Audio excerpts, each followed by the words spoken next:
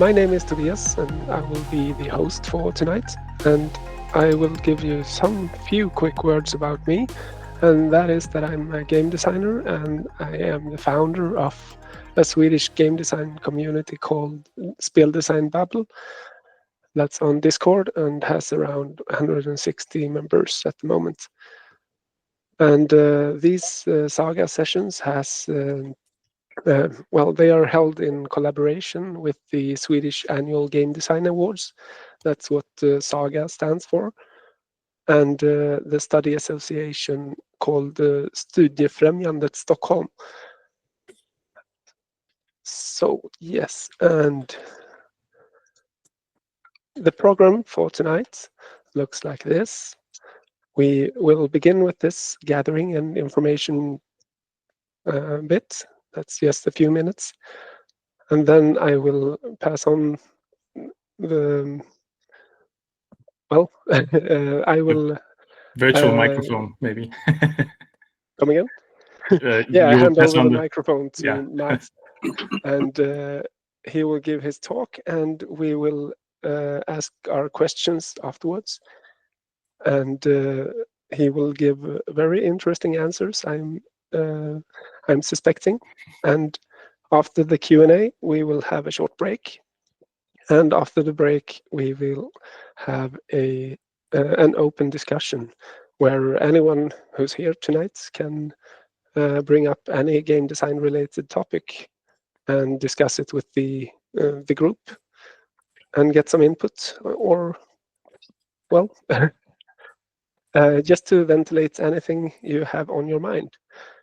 If you do have anything on your mind that you want to bring up, you can write it in the chat at any time throughout the night.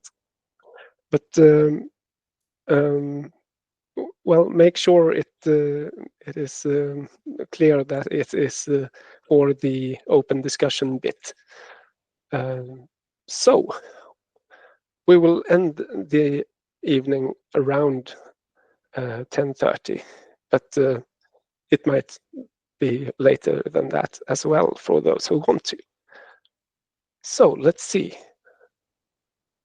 Yes. I will give a very brief introduction to you, Mads. Yeah. And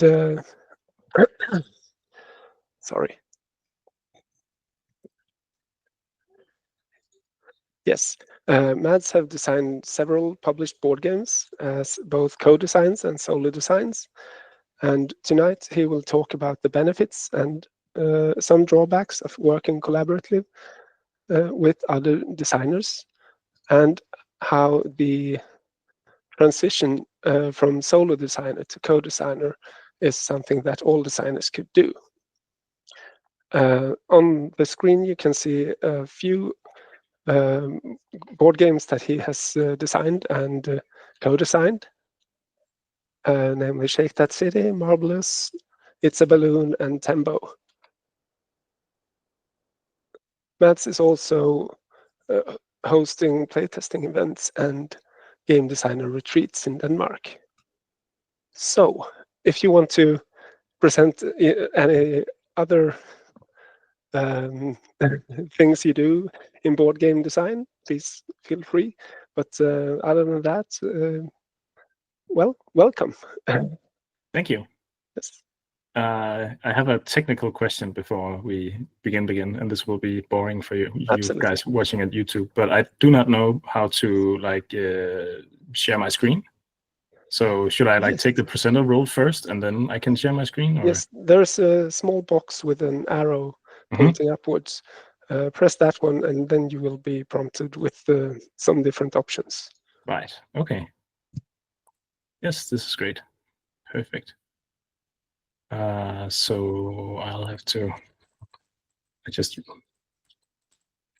closed the window with the actual presentation and that was not smart. It's here. Good. So I'll just put that up on the screen and tell me if you can see that in just a few seconds. So it will be this one and then that one. Can you see this? It works. Yes. Perfect.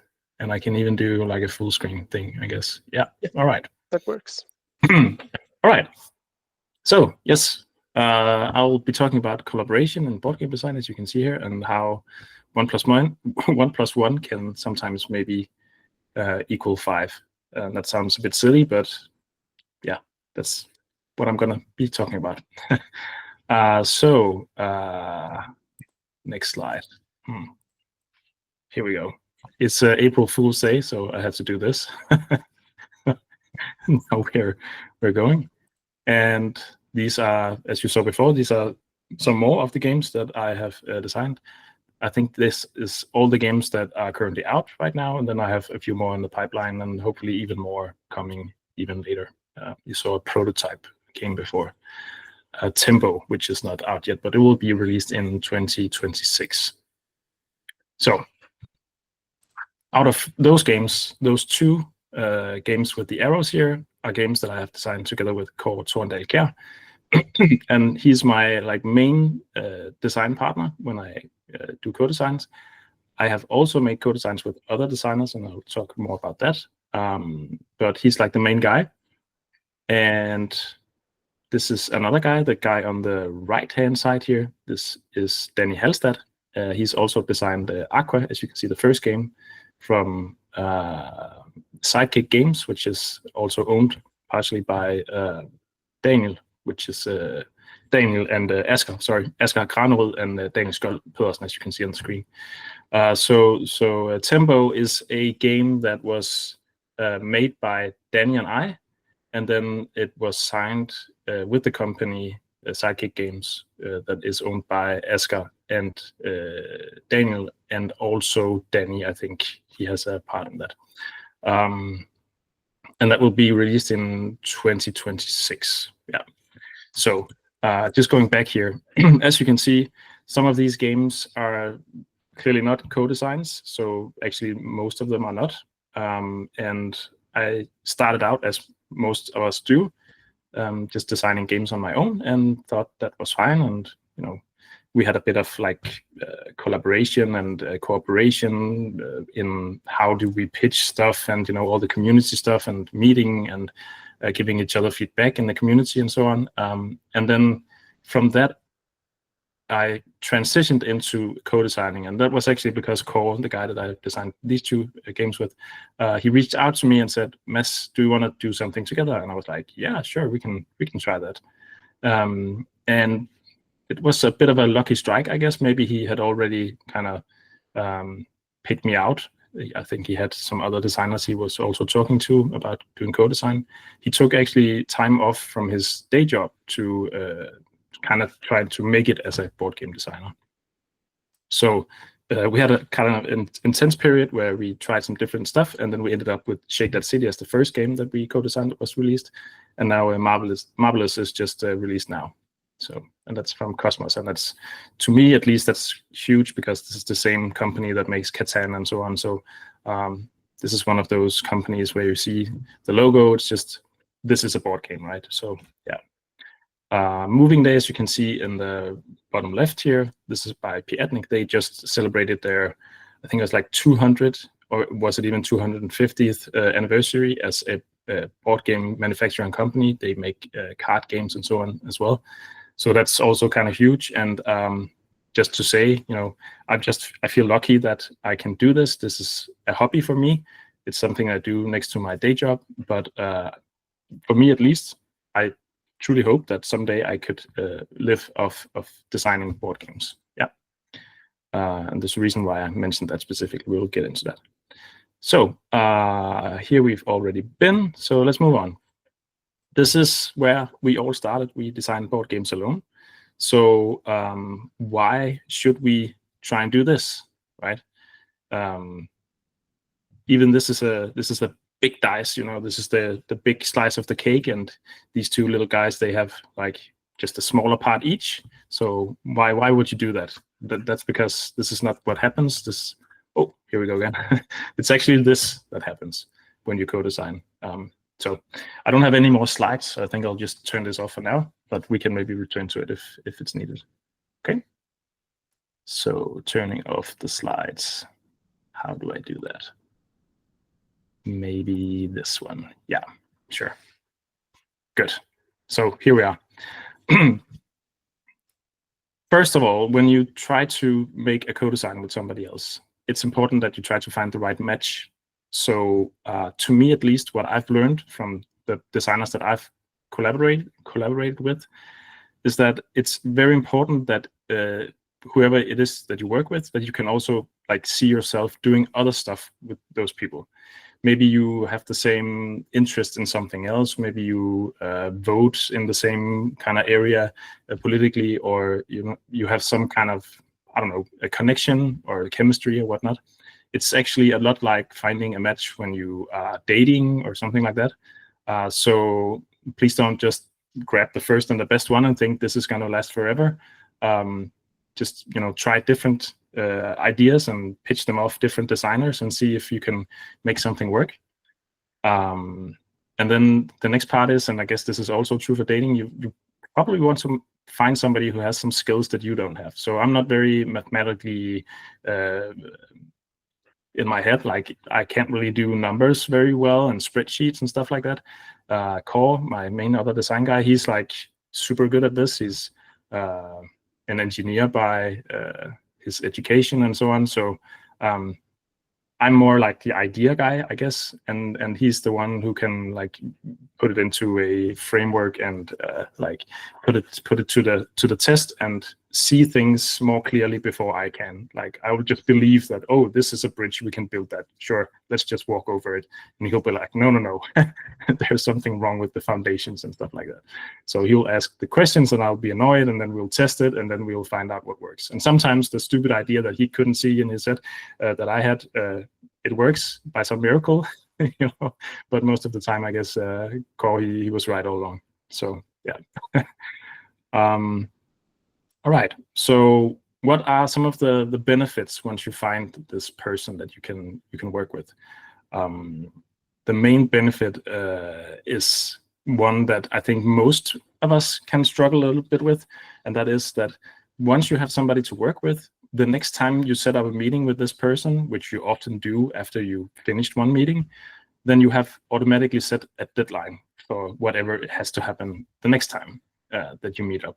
So this way, you quite easily get into a routine where you actually get stuff done. And for many of us, designing board games is a hobby, and life stuff happens, and maybe sometimes you just lose interest, or something is just taking your focus away from it. And just having that deadline means that, I can just push in that like half an hour before I go to bed and just update those cards so that we can play tomorrow on Tabletop Simulator and stuff like that.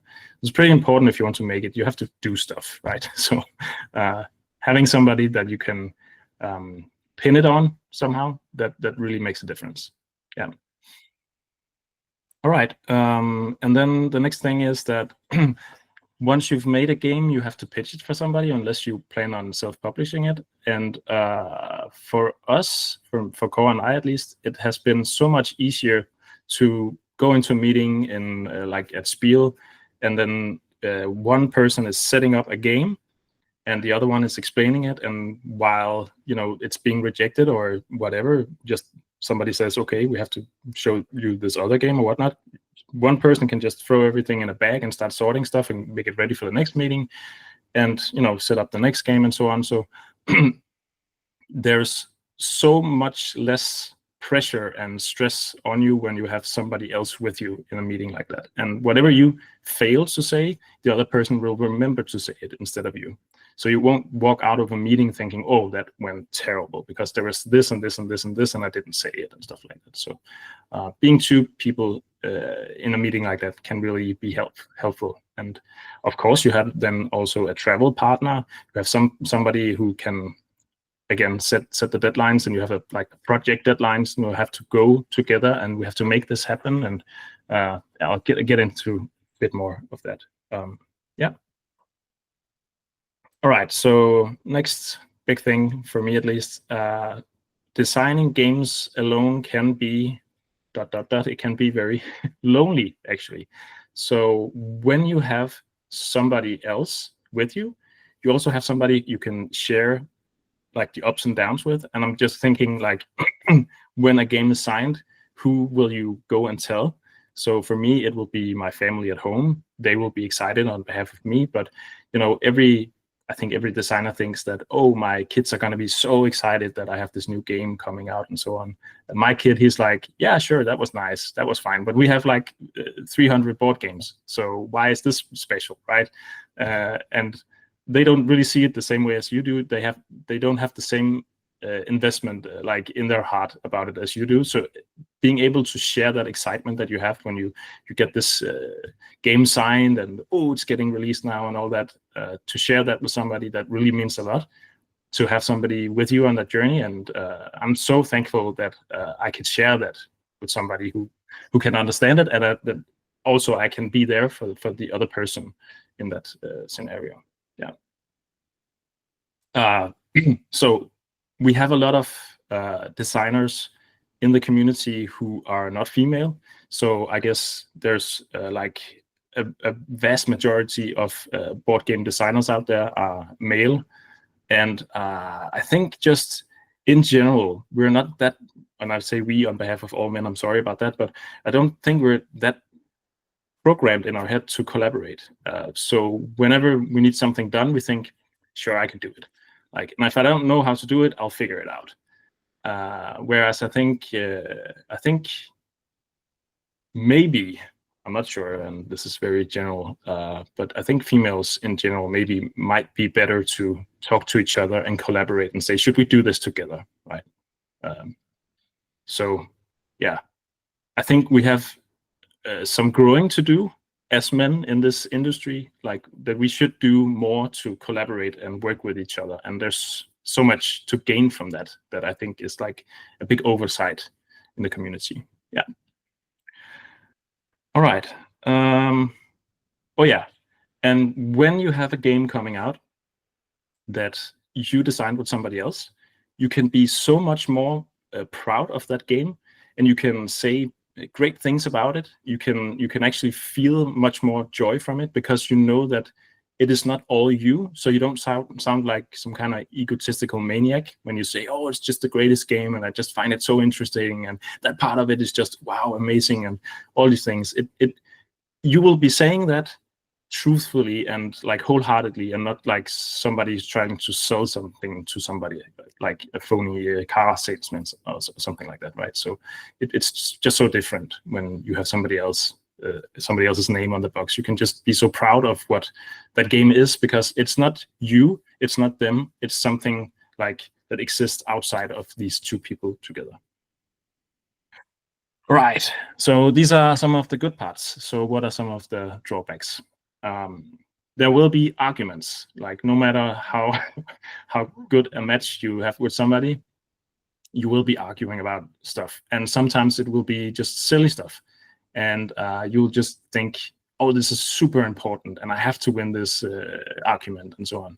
One thing that I've learned from working especially with core is that we've had arguments, and then we've sort of like had discussions about where should this game go, what is the objective with it, why are we doing what we're doing, and so on, and why should we like develop it in this direction rather than that direction. And sometimes it's just personal preference and stuff like that gets in the way.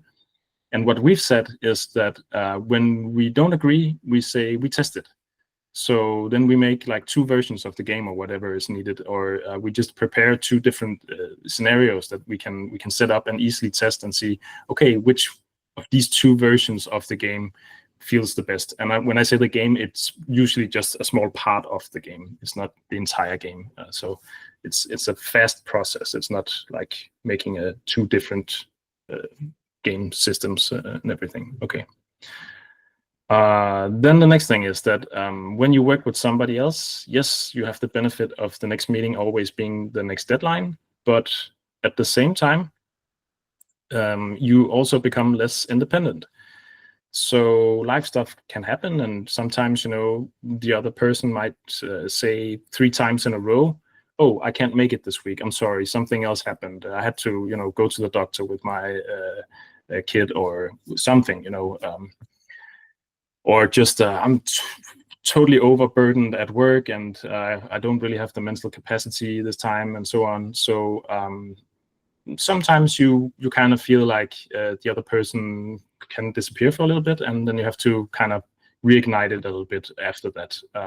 But it also means that, like, I think in every good relationship, some time away from each other can also be very healthy. So I don't really see it as 100% drawback. It's just something to be aware of, that if you get annoyed by this, then you might have to find somebody else to work with in the meantime, and so on, or just work on your own projects. Then I'll also get to that, because you shouldn't, just because you're working with one person doesn't mean that you can't work with other people, and that you shouldn't work alone as well at the same time. Right. And then the last thing is that on the drawbacks, and this is also like a +-1, but managing your expectations with other people that you design games with, that's pretty important. So you might have an idea about what kind of game this is in your head. You have a whole model and system set up, and the other person also has that, and you're working on this game, but you're actually working in 2 different directions, and you just realize this when you meet, like, you're maybe 3/3 of the way done with the game, and then you're like, oh shit, I thought this was supposed to be like in the Spiel des Jahres weight category, and the other guy is like, oh no, this is totally like a kid's game. It's only supposed to be like 15 minutes. What are you talking about? And all the tests have only been 15 minutes, because that's the way you just test things fast. But the other person is like, no, this is just a superficial layer. It have to be like an hour long, or whatever it is. So you really have to manage your expectations, and it's a really good idea to begin from the beginning. When you sit down and say we want to make a game together, then just set some kind of frame about what do we think, where do we think this game will land, like what categories is it, who's this gonna be targeted at, like who will buy this game. And once you've set that up, it's much easier to take those discussions about why should we do this rather than that. Then you say, oh, because this clearly won't work for that target audience, so we have to do this other thing instead. And then you just move along, like there's a flow in it. Yeah. Righty. Yeah. Okay. Then we have the distance from other people. So when you work with another designer and you are not in the same physical room with them, you have to work like on Tabletop Simulator. I do this most of the time with Core, but we've also sat down physically, especially in the beginning. We did this a lot when he took time off from his actual day job. And now we mostly just meet on Tabletop Simulator. And sometimes it's a bit annoying because it's not good for everything, like very physical stuff, like the marble game, for example. Yes, we could test that in Tabletop Simulator, but the actual physical model that we built to drop the marbles in and with the gravity and they roll down and all that, you have to really sit with this in your hands to feel what it can do, right? So we live in Denmark, and I guess there's not a lot of distance between us, like maybe 2 hours or something, but if you live in Sweden and one is in the north and one is in the south, I think this distance thing can become an issue. Yes, Ellen, I was using a PowerPoint in the beginning. I'm sorry. I was just answering a question. I couldn't pop up on my screen.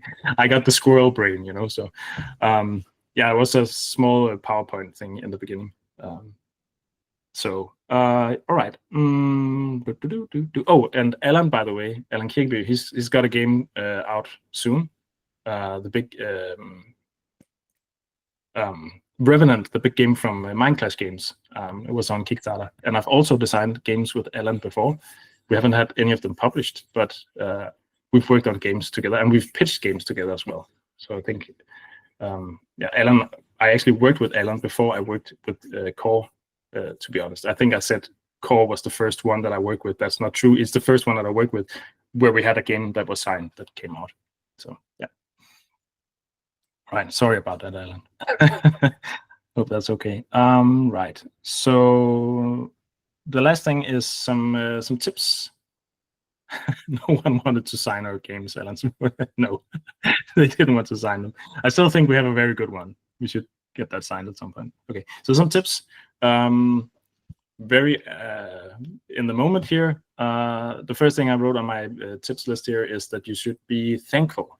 So and don't neglect to be verbal about it and say to the other person, thank you for showing up tonight. I know that you have a lot on your plate, and you talked about maybe canceling, but it's great that we did it anyways. And at the end of the session, say, well, we really got something done today, even though we both thought that we were too tired today or something. So nice work, and looking forward to see you next time.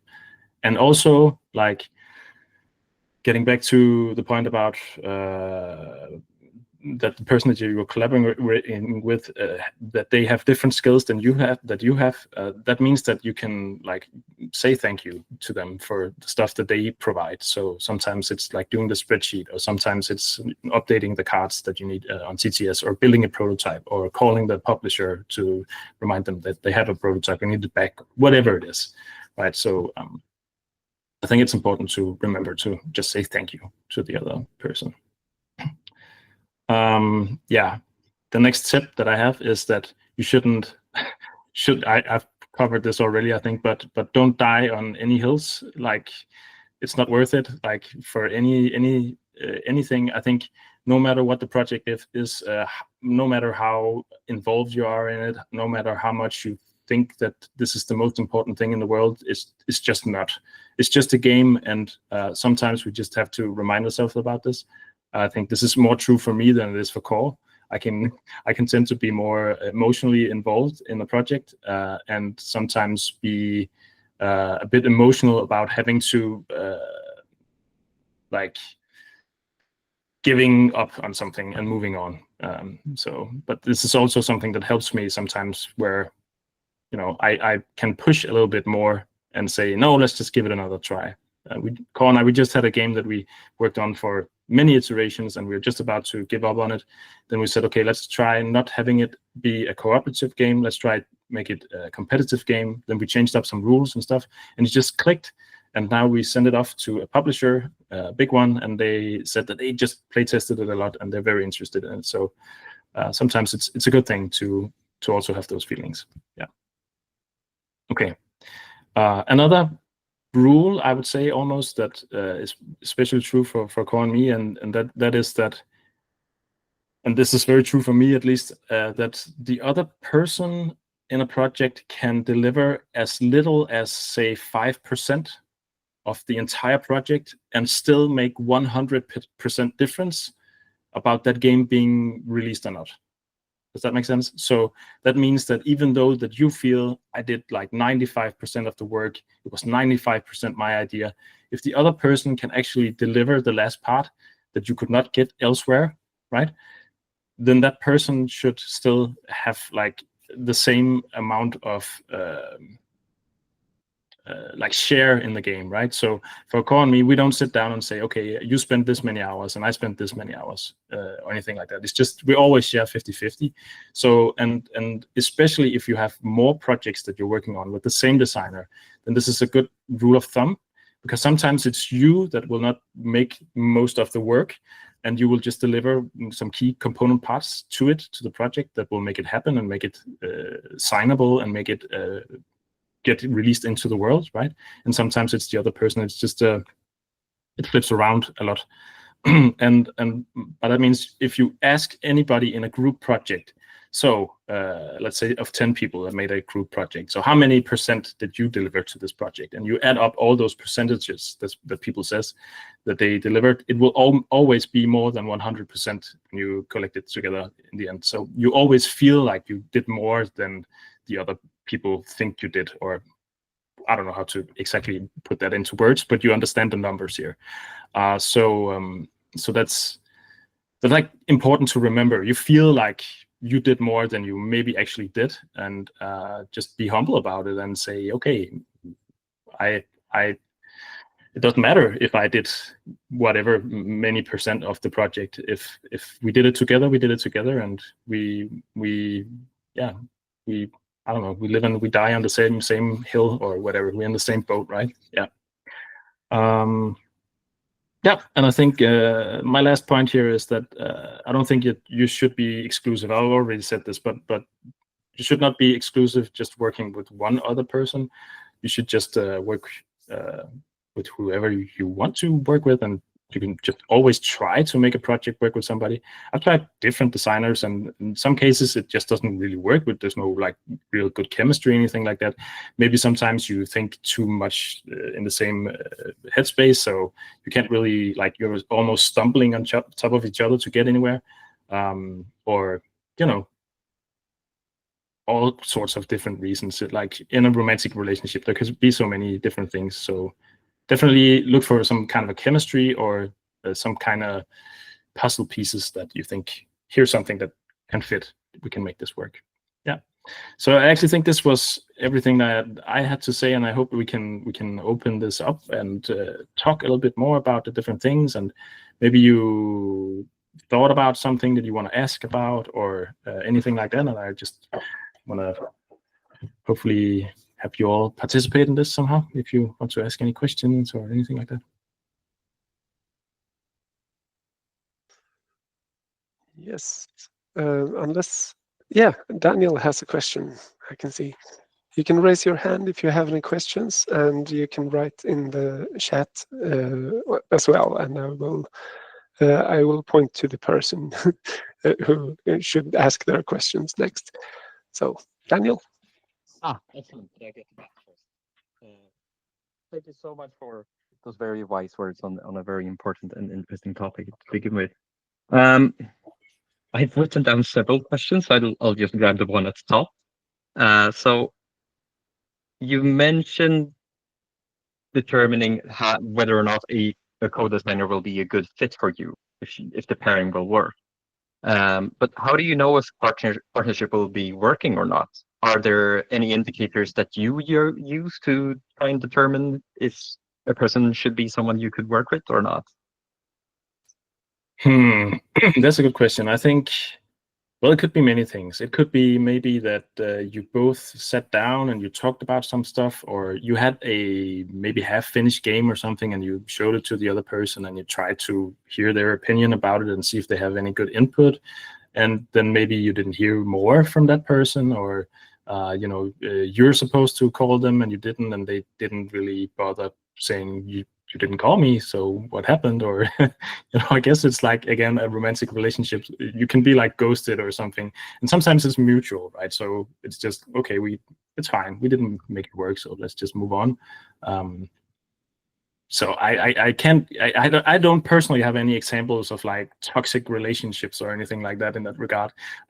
Every designer that I've designed games together with, they have all been good people and nice people, and somebody that I believe that we can make it work somehow. So, and in most cases we have designed games, and just maybe they weren't good enough. They didn't really hit the spot yet, and that doesn't mean that, for me at least, no door is closed. I would still take up any offer to work with those people again.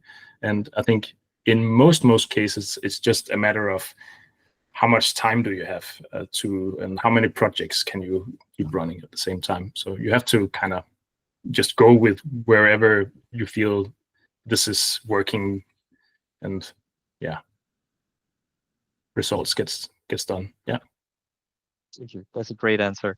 You actually answered one of my other questions. I was more actually asking for, let's say, for example, how did you know that you wanted to collaborate with Corey or any of the other designers that you collaborated with, like Alan? How did you know that those were the people that you actually wanted to co-design with over other people? I think, well, in all fairness, I think to begin with, we all kind of stumbled into each other more than we actively thought, oh, I want to really make a game with somebody else. Let's make it happen. Let me just find a phone book and call everybody that I think could work, right? So it's just more of a coincidence. But and this is also why I feel like sharing this experience is a good thing, because, like I said, it's something that I think not a lot of designers do, and they don't do it enough. And I think there are some barriers to it. And I think one of them, I think maybe that might be the main one, but it's actually, how do you divide up the royalties? Like, should I have like 60% and you should have 40%, because it was my idea to begin with, and you just kind of sort of helped me a little bit and stuff like that. And so, yeah, don't know. It's different for different people, I guess. Yeah.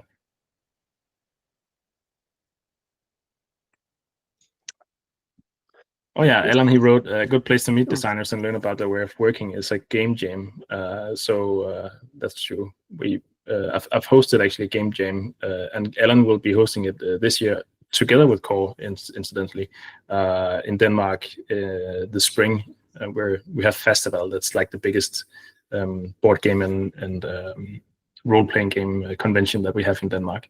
So there's a design competition that's going on there at this festival for like 5 days. It runs for 5 days, so the game jam is like 3 days, I think.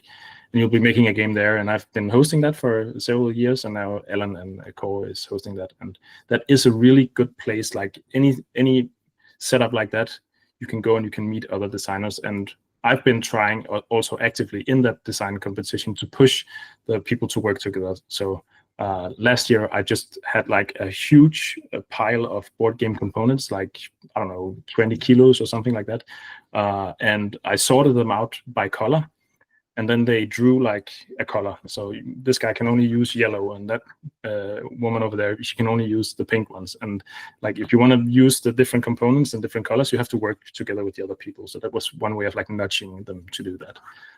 I don't know what it is, but I think maybe it's just the fear of rejection or something like that. I don't know, because that's also true for dating and stuff like that. So sometimes you just need a little push. That's great. Then Jason has raised his hand. Yeah, I got a couple of questions. How I assume working in co-designing, you work faster. How much faster would you say compared to doing solo design versus co-design would you estimate? That's a good question. I can't put like an actual number to it, but I will say like what I said in the slideshow thingy, that like 1 + 1 is not equal to 2. It's more like 5. That's the closest I can get to an actual number to give you. But it's not just about speed. It's also about so the speed that comes from, like, again, like setting the next meeting is the next deadline and so on. So you kind of push yourself a little bit, and you just get the ball rolling faster and more consistently, I would say. And always having somebody to test your idea with, that you don't have to call somebody or set up a meeting with some locals or going to an online group or whatever it is, and being dependent on that in that way, that you have this other person that you can work with, that speeds things up like a huge amount. And not only speeds it up, but like the more you can play test and the more thorough you can be, and the more like, even if you sit down in a playtest and you are 2 designers that are looking at the people playing, those 2 designers will observe different things, and that will also speed this up. And like having that second perspective, that's not like going from 1D to 2D or whatever. It's like going from 2D to 4D or whatever. Like, so that's a whole different ball game to have that. Yeah. Cool. Also, one more question. Yep. If at any point do you like introduce kind of a contract that says, okay, we're 2 of us here, we both are going to split this 50-50? Like, is there any kind of written contract, or do you just sign that when you come to a deal? Yeah, so the fast answer is no, we don't have a contract. There's no like written contract or anything like that. But also, I guess, like, would you sign a contract with your wife or your girlfriend, or no, right? Because like it's more in that sense, it's more like a relationship. You have to trust each other, right? You have to believe that what I'm doing is good for you and what you're doing is good for me, and we're in this together, and this is a shared journey. So we're getting there together. And if you fall down, I'll pick you up, and if I fall down, I'll pick you up, right? So I don't think it's necessary by any means. I mean, if you have some kind of suspicion, like if you think the other part, once you get to the signing process, will say, no, listen, I'll have to take 60% and you get 40, or I'll have to take 75 and you get 25 or whatnot. If you have any suspicion of the other part wanting to say that to you, I think maybe that's a sign this is not going to be a good fit for you to work together. Because how will you even start processing that, and like, do you time everything? And you know, like I said, like 5% of something that was put into a project can mean 100% of the difference between, does this game go out into the world, will it be signed or will it not? So you just have to trust that whatever the other person delivers is something that will benefit the both of you, and whatever part that is half of it. Like, you can't really divide it up, and especially if you work together on several projects, then this trust will become more apparent. And like, the idea of a contract between Core and I is almost like laughable to me, because I mean, if I said that to him, he would just think, okay, this must be your April Fool's joke, or like maybe you fell and hit your head or something, right? Because that would be the total opposite of who I am as a person, even. So yeah.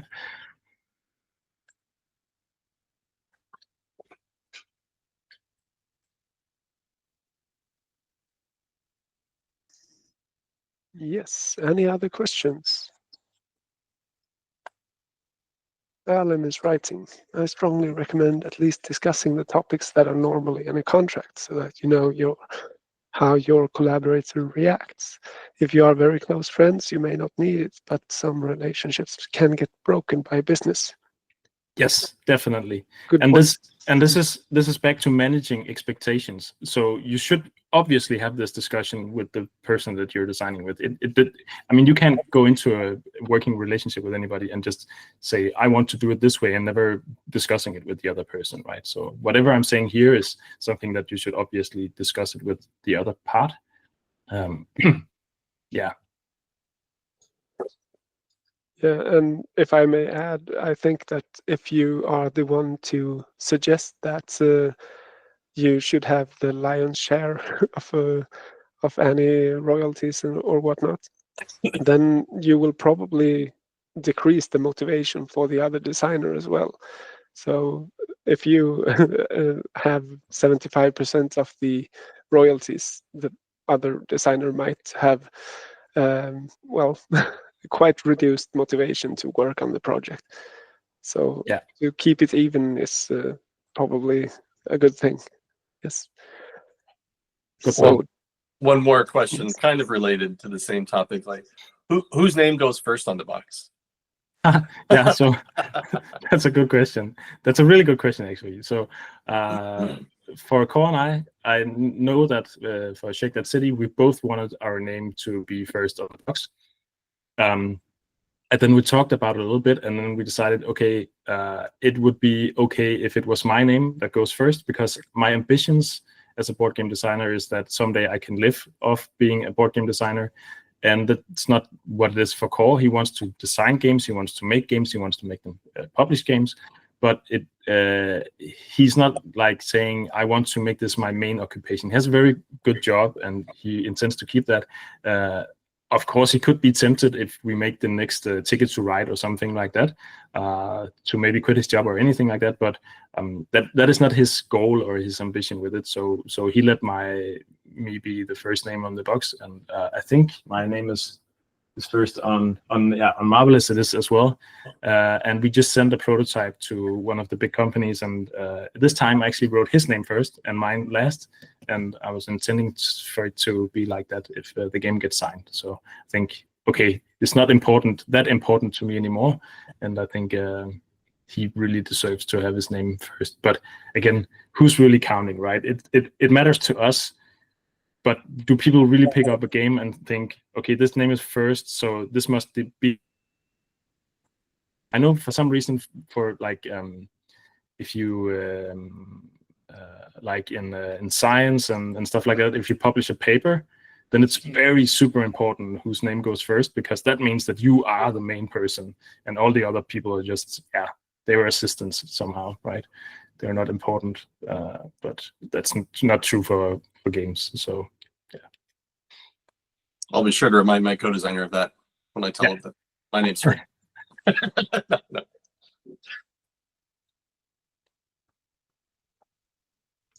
No. Yes. Okay, go ahead, Daniel. Yes. Hello again.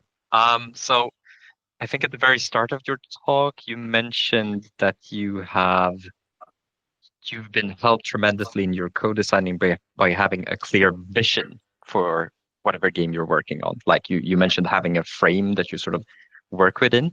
Yeah, I feel like that has been true in my own experience as well. But have you ever experienced the situation where that vision needed revising along the way? And yes, if you have, how did you approach that situation? yes. So I always believe that it's important to like have this like sort of vision or end goal or whatever you want to call it. But you should always, and I really mean always, listen to the game when you're designing a game, because you can't really force something to be fun. Like you have to look for it, like see, okay, what happens if I do this? What happens if I do this? What happens if I do this? And then say, okay, this was the fun part. This is where it's going. This is where it's good. And if that means that you have to extend whatever target audience you're aiming at or shift it to something else or whatever it is, then that's what you need to do, because that's where the game takes you. So definitely yes. Yeah, I think if you try to force it, it will. Well, sometimes I guess you can kind of like go through a desert and then end up at an oasis at the end of it. But if you take the path of the desert, you're most likely to die from not drinking water. Yeah. Okay, that makes a lot of sense, and it's how I usually approach design as well. But have you, as a follow-up, have you ever experienced situations where you had differences in views for how you should approach the vision? And was it just a long discussion, or what happened then?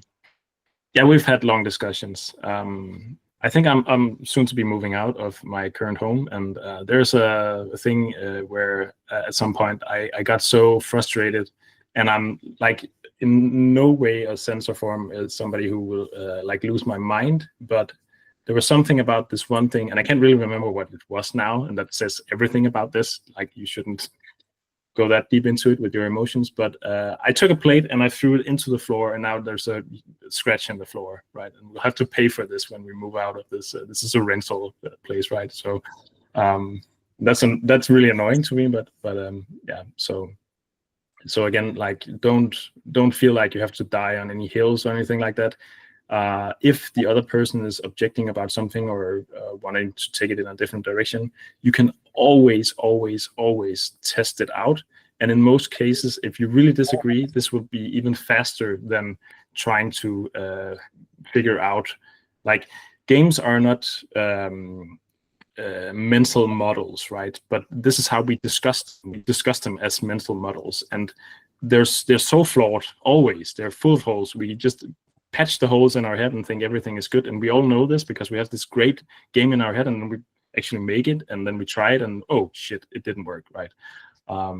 So this goes to when you think this has to be the path, and the other guys think this must be the way, then really you should just test those two different things, or maybe just discuss it for 2 minutes and see which one of these two things should we test first, but definitely do both. And in some cases, you will test the first thing, and then the other person will realize, oh, yeah, okay, because of this, what you said, now it makes sense. Now I get it. Let's move in that direction. What I said before totally doesn't work. I can see that now, and I can see what your argument was or whatnot. In some cases, you have to test both things, and then you find out which one is the path to take. Yeah. Again, just listen to the game. That will tell you where you're going. Good. And now Alexander has raised his hand.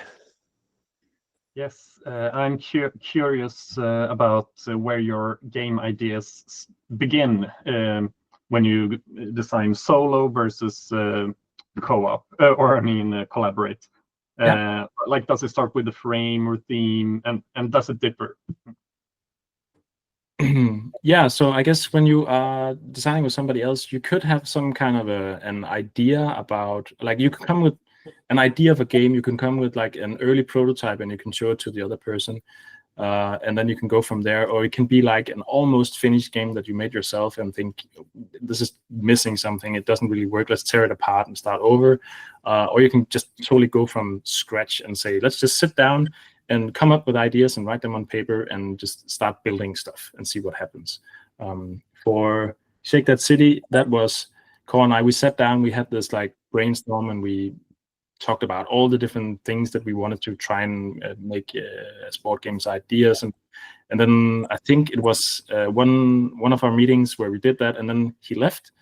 And then I think it might have been the same evening, I can't remember, the same week or something like that. And I just had this spark of an idea that, wait, what happens if we take like a box and then we punch 9 holes in it and fill it up with cubes, and then shake it on the table and just very carefully lift it up and put it to the side so no more cubes falls out. And oh, we have a pattern. Now we created a random pattern generator. I didn't know what the game was with this thing, but I thought, okay, I haven't seen this before. And then we just worked on it, and then it turned out to be Shake That City. And now, of course, this shaker box is what set this game apart from all the other games, and this is why it was signed. So you can say, oh, I came up with that, so it must be my idea, but that's not the truth at all.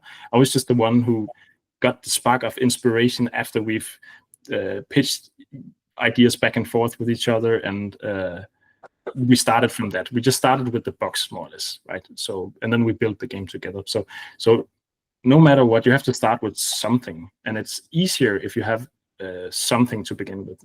If that's a box with 9 holes in it, or if it's just an idea, like, or even a theme, like Ko and I, we have one thing that I think we've talked about several times, is like a game with like porcelain stuff. We haven't really seen a game that just is porcelain, like setting up a table and, you know, painting the porcelain maybe, or stuff like that. We think that might be a great theme, but we don't know what the game is. So until one of us has a spark of inspiration about what the game should be about, that it's just, you know, in the notes, and that's just the way it is. So yeah, just share your notes, I guess, and all your ideas. Yeah. Thank you. I didn't even think about, you know, like maybe having a finished game, or like almost finished game, like you mentioned. So yeah, thank you.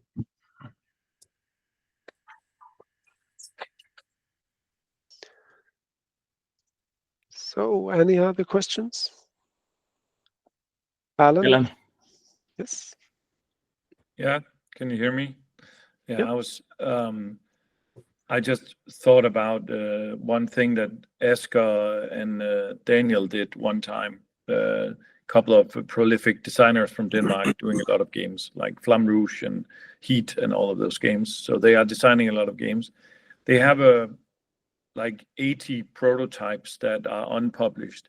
And I remember at one of our events, they just brought like a box of prototypes, like games. And they were like, we're not really sure we want to do more with them, but we want collaborators. So they gave the old prototypes, including the rules for the old prototypes, and gave them to others and said, go home, iterate on it, make something new, and come back and pitch it to us. And maybe we'll do a game based on that together. And if not, you can go, if we don't want, you can go and do your own thing. And I mean, that I think shows also what happens when the more games you make, the more, the less the individual idea or prototype means to you, in that sense that it's the only thing you work on, right? I mean, I guess by now I also have like a box of both unfinished and some finished prototypes. And most of those old ones that are sitting there, I still think they are quite good. But I'm also at this point very willing to just find some way to make them better. But I'm also myself more interested in a new project. But maybe I could get my own interest back up if someone else showed me a new path with one of my old games. So that might also be a way forward. Yeah, I remember that. I was just cleaning out some of my old stuff, and I actually found one of those prototypes that I took back then. It's a game with like strings. I've always wanted to make a game with strings, like somehow, I don't know, but I don't know what the good game is there. So they couldn't crack it, I couldn't crack it. So yeah, it's all up for grabs. But I totally feel what you're saying, Alan. It's yeah. It's kind of sad when I have a shelf up here with all the old prototypes, and like, they're good games, but they're just sitting there. But if you can revive them somehow by working with another designer, that's a good like starting point for a collaboration. Because yeah, it's sometimes easier to work from something than from nothing. Yeah. Yes, Alan again. Yeah, and this time actually a question. I know you've worked solo and you work with core, specifically with publishers. Is it easier to work solo, or is it easier to be two designers when you negotiate and discuss the game with a publisher? There's two steps, right? There's the negotiation, but now you have the contract, but then there's the development phase. Yeah. And then the game might actually change direction and all that stuff. Is it easier, or what's the challenges there? Yeah. So at least for let's just the negotiation part. Cole, he does like contracts for his day job. So for him to read a contract and tell me what it actually says, that's like a huge deal for me because I don't understand that lingo. So that's just a good thing, and also just the understanding of like how can you even negotiate, like what things could you even negotiate about, and why should you do it and all that. I think that's a place where all designers could use more help, I think. So I was really lucky to have Core in that regard. And then the other part about like working with the publisher after you've signed the game to do the development work. I don't feel like I've been neglected or not heard as a solo designer in that regard. But sometimes it's because it's very different from publisher to publisher. So some publisher, they will just take your game and say, that's fine. We'll contact you again when it's published, more or less, right? And others, they say, well, we want to show you, and these are the words of a publisher that we work with, like we want to show you how the sausage is made, but that also means that you will see how the sausage is made, like, so. And you can choose to opt in and you can choose to opt out. And we chose to opt in, and we did see how the sausage was made. And that means that like going into the back of the butcher shop and you realize, oh, there's actually, it's not as pretty as we thought it would be, maybe like, but in the end we get a really nice product out of it, right? I think I wouldn't say that it was bad for us to be two designers in that regard, but I had a process with that game in that sense that I probably was a little bit too stubborn and on some things, right? And you can just be like that. If it's your game, to some designers, like that's your baby, and the fewer games that you have released that's out there, the more you will be like protective about it, I think. So you will also learn this as you go, that it's not that important what the finer details are, and you will never be 100% satisfied with whatever the company does, right? There will always be some point that you can say, this I would have done differently if this was me. If I had to take that decision, I would have done it differently. And you just have to accept that, I think. But yeah, I like in all and any cases, I think it will always be better if you're two people. Sometimes it's also just about understanding what is being discussed. Like, what are they saying? What is the intent with this? What are we supposed to do this now? Or yeah, and it's better to be two, I think. Yeah, two is a team. One is just you. Yeah. Okay, that's some really great questions. Do we have any other questions before we take a break? Unless anyone else has a question, then I will ask my question that I don't think I have heard an answer for. When you are solo designing, you have this task that you have to do on your own. That's well, determining when the game is finished or pitch ready, so to speak. Is that process easier or harder when you are co-designing with someone? I would say easier, but it also depends on who you're working with. I think you could be like, if you're two people overthinking it, then you might be overthinking it in terms of like, how nice should it be, and oh, do we need to wear a tie when we go into a meeting when we pitch a game, or whatever it is. No, you don't. Yeah, I'm sorry, I just lost count in my head. What was the question again? Yes, if it's easier or harder to determine when the game is pitch ready. Yeah, when it's pitch ready. Yeah. In my case, I would say it's much easier because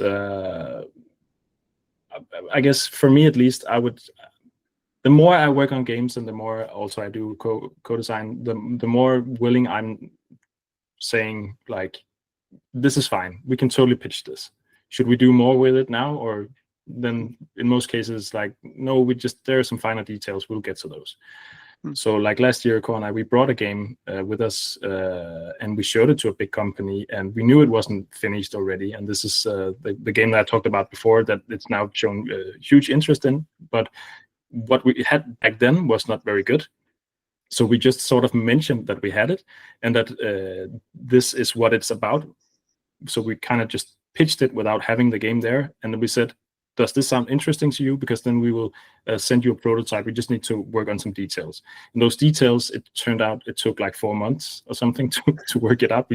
We thought, well, easy, just like at the end of the month, no problem, right?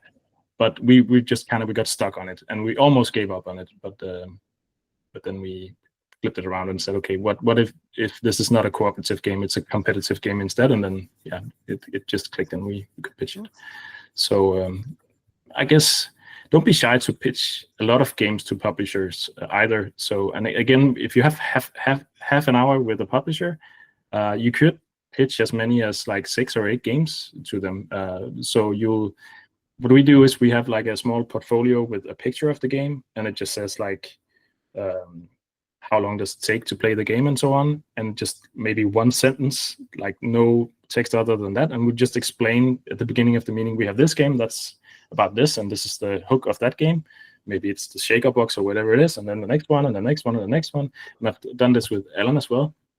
I have the coolest picture of Alan pitching a game like in the middle of one of the halls in Essen. Sorry for interrupting my own speech here, but and I even think, maybe am I acting like a table and you're holding the portfolio on my back or something, or are you just showing it to him or something like that? We just so you can easily pitch a game just from one picture and like 1 sentence. That's fine. But you still have to finish the game, of course. You have to work on it to get it to the point where the publisher wants it. But it doesn't really take that much to get them interested, because all the publishers, they have like windows of opportunity. Like in the second quarter of next year, we have to have a small card game. So then they're just searching for the best small card game with 68 cards or whatever the issue is. And if they find that in your portfolio, they say, okay, I want to look at that one and that one and that one. And then, you can just whip them out and easy to show them. Yeah. Sorry, that went on a little bit longer than I thought. Not a problem. Yes. Break? Yes. We will take a, let's say, 9-minute break until 9:45. And we will, first of all, of course, give a big thank you to Mats for this presentation. And yes, I think we will stop the recording now as well. And well, the discussion after the break is not recorded. Yeah. So yes. Can I just say thank you for showing up, everybody, and thank you for all the great questions. Thank you, everyone.